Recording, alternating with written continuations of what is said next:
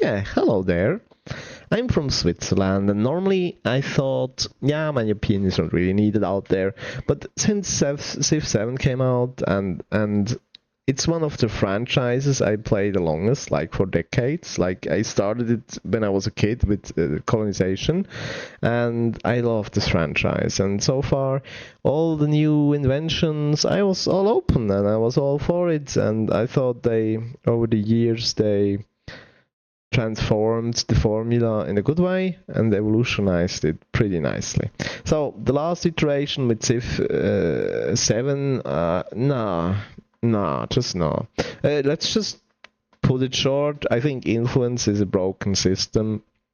You never should have negative influence. Like, if you have an ally and you get declared war on. If you raise one settlement, you get more minus influence than from two buildings. The villa and the other thing give you 3, and you lose like 4 if you raise one settlement, or 3, the same at least. But since we have a settlement limit and you get declared war on left and right, you basically have no other choice than raise those settlements. Sure, you can just defend and then leave it, but come on, where's the fun in that? No, you go out there and you punish them. And then you have the settlement limit, so you raise most of their cities and keep 1 or 2. And then you're already negative influence. Now, why is this bad? Because it stops you from conducting diplomacy altogether, which was not the case in Civ 6. If you have negative influence, you can't even do a trade agreement with your ally that is in the same war with you. That's ridiculous. It's just a broken system. Yeah, make it so that if I have grievances with people, it costs more influence, but never reduce the influence I get. That would be better, because if you look at Russia can have war and they get shunned by many leaders in the international community, but they can still conduct diplomacy with their allies. And in Civ you can't. In Civ 6 it's much better. You only lose victory points, and if you have no victory points you cannot vote in the United Nations, which is exactly what happens to Russia now. It's very realistic. And this system here is just broken. You can't incorporate city-states, then you can't get new friends. As I said, you can't even, with your allies, you can't talk. If there is a new nation that is on another continent, you can't talk to them. You're just blocked from all diplomacy just because you raise 1 or 2 settlements. That's ridiculous. That really needs to change. Before that, the game is just trash. I'm sorry. Even if the new age thing is a daring experiment, I would let them cook on that. Yeah, sure, try it and whatever. But the influence thing is really dampening my fun in it. I don't know why, but it's really bad. So, enough about Civ 7. This video is positive. That's why it's about Civ 6. And it's one of the games over the years.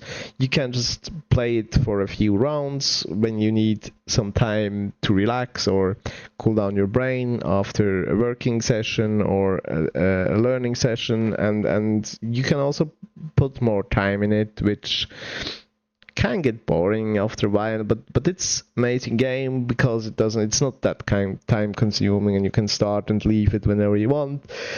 It's round based, and from all the Civ titles I love it the most. So here we are. Why do I make this video? Because I was looking at a few tier lists floating around, and I was like, oh man, but I have a totally different way to play this game, and I spent many hours in it. And yeah, I normally play on Marathon and Deity, just to make that clear.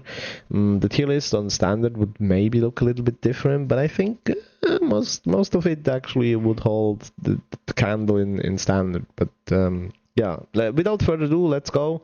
We start with the niche tier. Those can be really strong if you have the right start position, like here you need Tundra.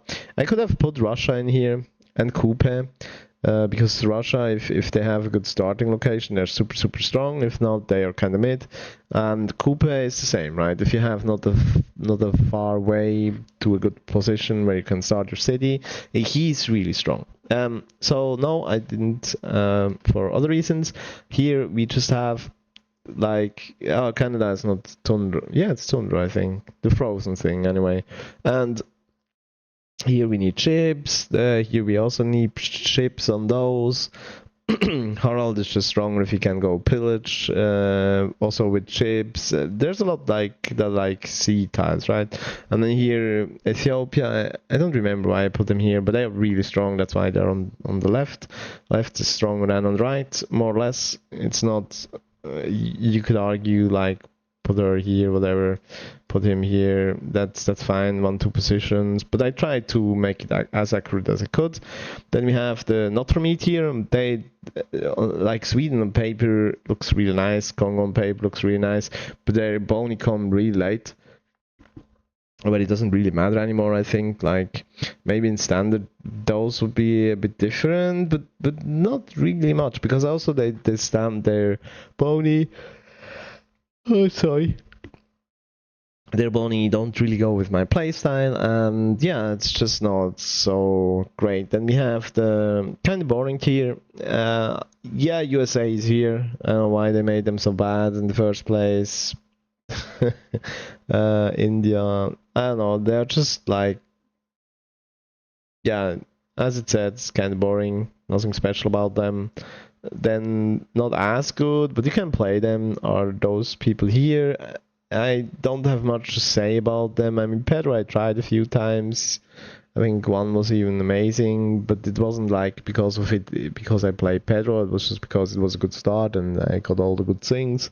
So just because something is low on my tier list, you can still have a good game. I just think like they are not, their civilization traits are not that strong. Then we have the first tier that is mid. Starting from here, by the way, I enjoy playing the civs. This really speaks for the balancing team of Civ 6, and the most civilizations are from here and upwards, and we also count them. So it's only like those civilization I don't really like to play, and the others I do like. Like here we have the building, we have the mountain thing, the riding. It's just all not very strong, but it's really just okay. Then we have the strong tier. I put Russia here. I see a lot of people place them way higher. I know if you have a good start, and you get that one production also on hills, and then you get Ruhr Valley. It kind of double dips them like the same way like with Nubia. More on that later, but I can see why you prefer Russia higher, and you get the free face, I think, and then you can just build your wonder. Yeah, that's fine. But they are, maybe we could argue, let's put them here, whatever. The thing is, those are really strong early on, right? Those two, and China's kind of cool with building wonders.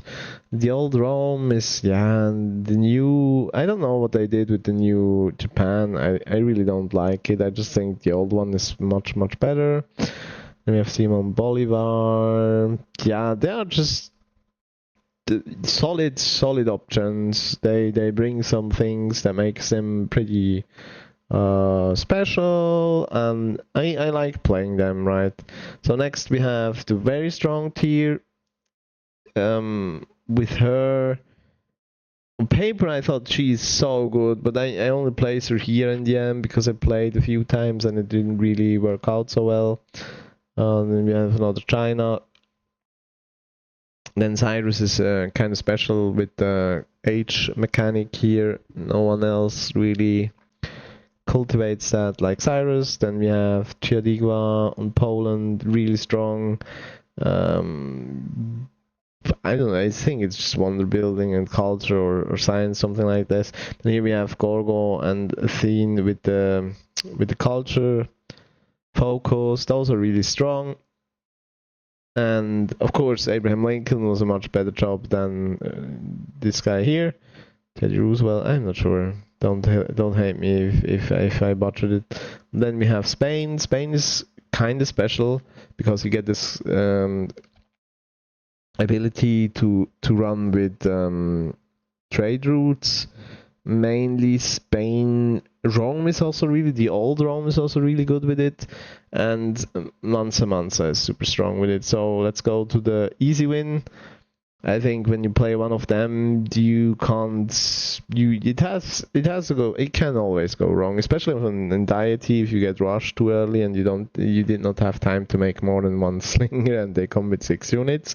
Yeah, bad luck. Just start the next game. Happens, and you can't do anything about it. It's just the game balance that's broken in the first few turns if they are too close to you and they decide, hey, let's gang up on this guy that only has 1 city because we have 3 cities. So yeah, can happen, doesn't really matter, it's okay. Just you can just restart, you don't lose much time. But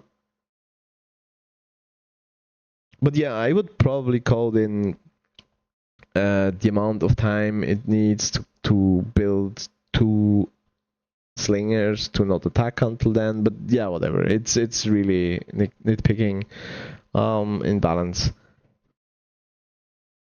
Then here we have coupe, as you said. Maybe you need to reload a few times also on coupe. If you get a short way to your desired first location, you can also start the game, scout a bit around, and load the start position. Obviously, you have to save there first, and then you can go to the best location, and then it's really, really strong. It's a bit annoying to set up maybe, but you can also just go without load save, and he can be super, super strong. You could put him in niche, but then it's all the same length here and just look nicer. So he's here.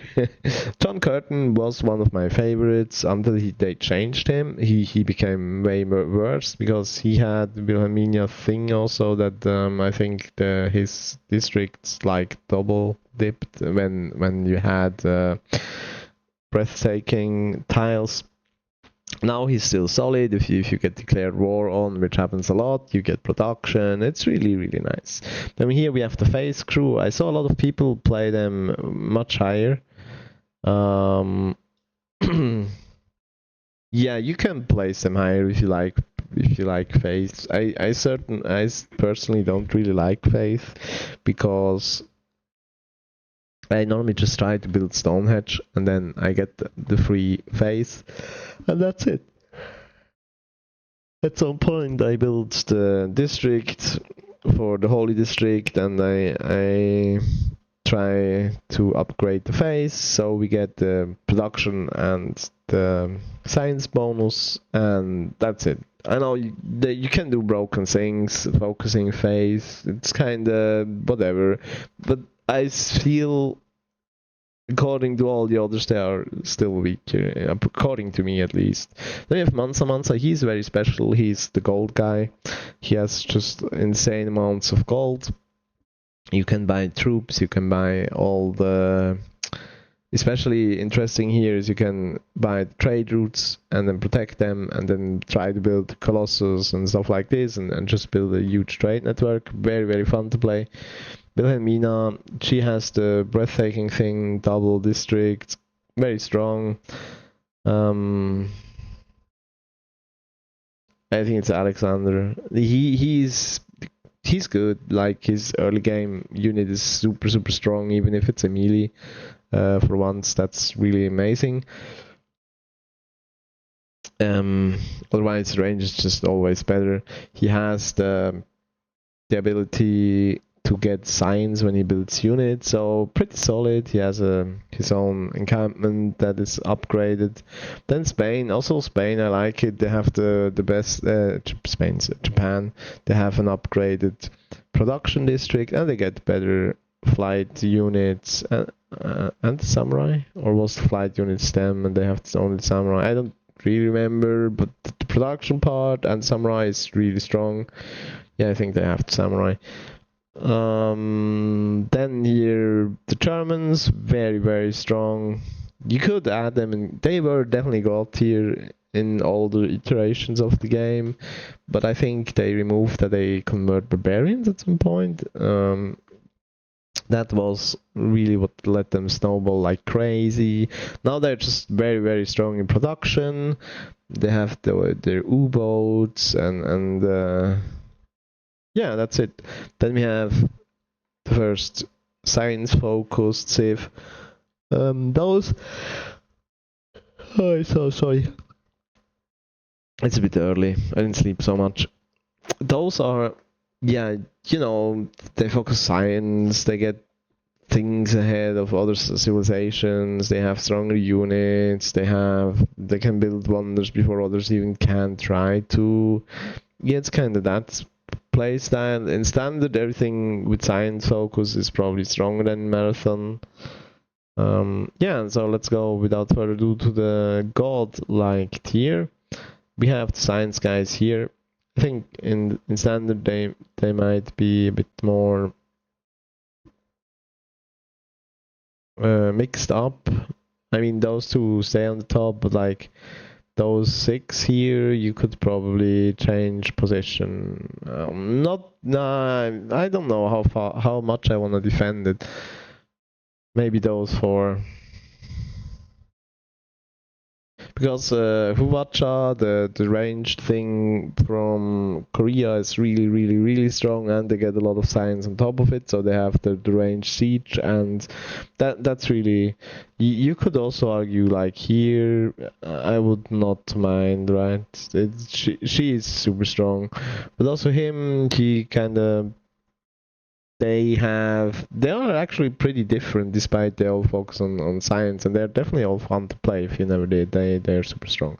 Now then we have the production gods or goddesses, and she's also strong early game because she gets production per strategic resource, and that includes horses. So if you have 3 horses, that's 3 production more. It's really strong, I feel. And then once you get into the industrial age, she really shines. Same for embryotics. I think he has this early game unit and culture bomb. Was he the culture bomb? Not sure. We could check it after if it's necessary. Or you just tell me in the comments. It's also fine. If anyone watches this video, it's since my first. I don't know if maybe it will just land into the abyss of unviewed videos cluttering YouTube. And yes, those 2 here then are the city-state guys, and I think on every level they are so super strong because it becomes so cheap to levy all units from a city-state. It's like 75% off. Then Harald on top of it, when he kills stuff with those units, he gets face, culture, and science, obviously. So really strong. Matthias, on the other hand, has a very interesting ability that if you build something across the river, it gets bonus. I don't know if it applies to buildings or just districts, but I remember it was really broken. Like if you have a good city with a lot of production and the rivers, and you're on one side and you have a lot of space on the other, that's just amazing. He builds stuff so fast while you don't need anything for units because you get them for free from the city state for like 100 gold or whatever, and then you have a whole army. They can definitely take over a continent before the archer becomes obsolete in marathon. So yeah. Then you have Caesar. He is the newest addition of leaders. He's awesome. I literally think he's like just broken, like super strong, in my opinion.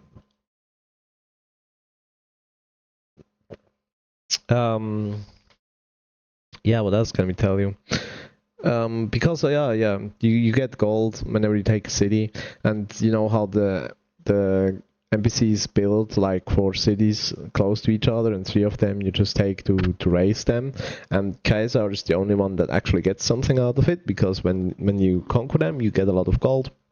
You can build more troops, and you then even counter the other cities faster and stronger, and it's really amazing.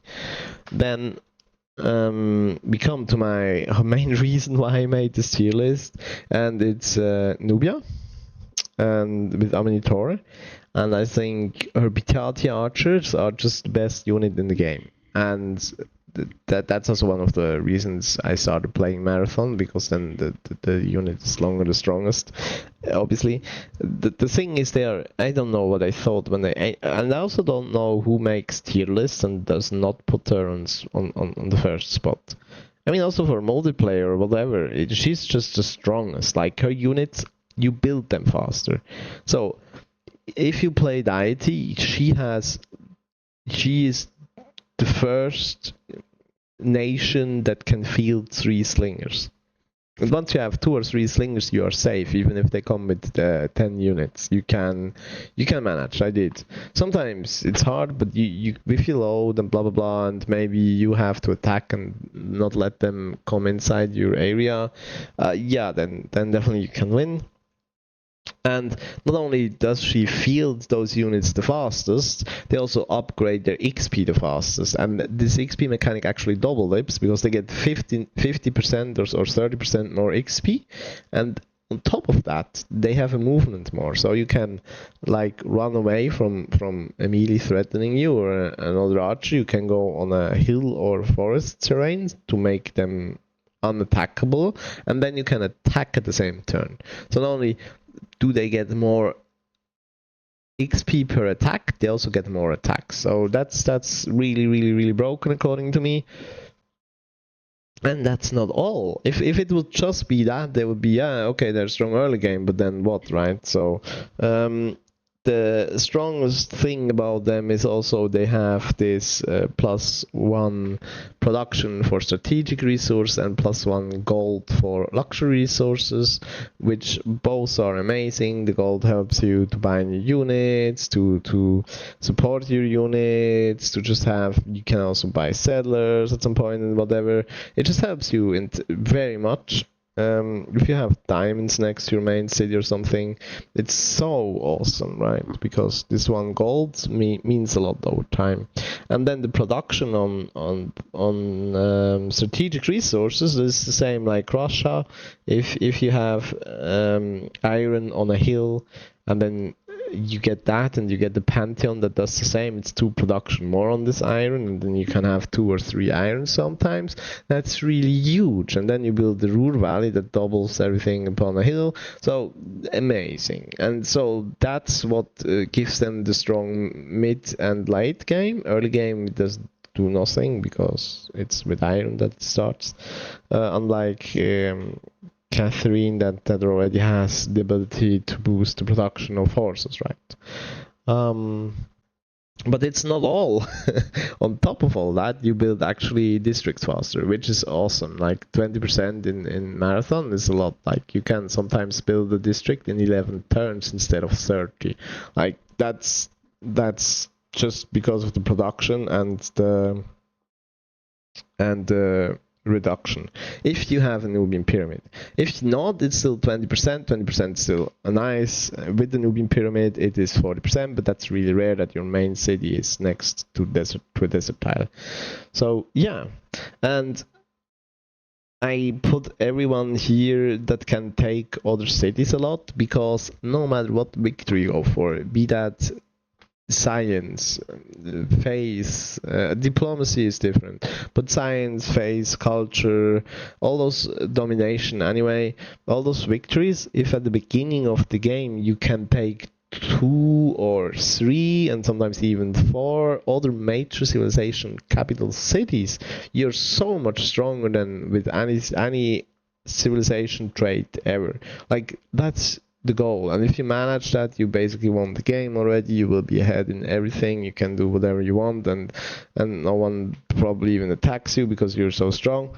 And the crazy part is also when you take another major city, I mean, you can play defensive and build settlers or capture settlers and build cities, but then they start with one inhabitant.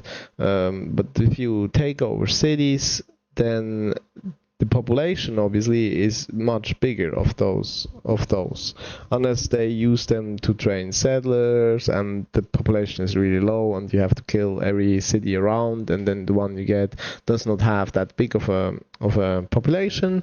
But that's maybe the first city. Then the second city you take, it will have population, and often it also will have already a district. A district you have no time building. If you build a new city, you first go like all the monument and worker and all those things. You don't need that. If you conquer a city, you get a full-fledged city with maybe even a science district where you then can put your grand person in to boost science, etc., etc. There's just so much, and you can also flexibly choose, depending on the map, what do you want to achieve and who do you want to attack first. So it's really cool, really strong, and I think even on standard or whatever your victory goal is, taking over other cities at the beginning of the game is king compared to all other strategies. And yeah, that concludes my very first video. That's me rambling a lot about the game I love a lot.